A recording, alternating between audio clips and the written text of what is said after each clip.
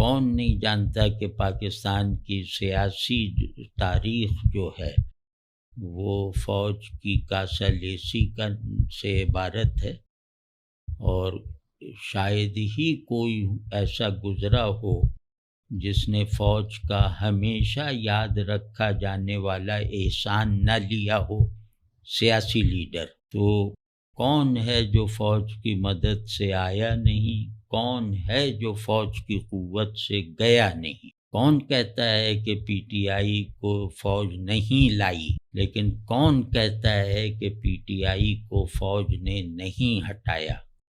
لانے والی بھی وہ، ہٹانے والی بھی وہ۔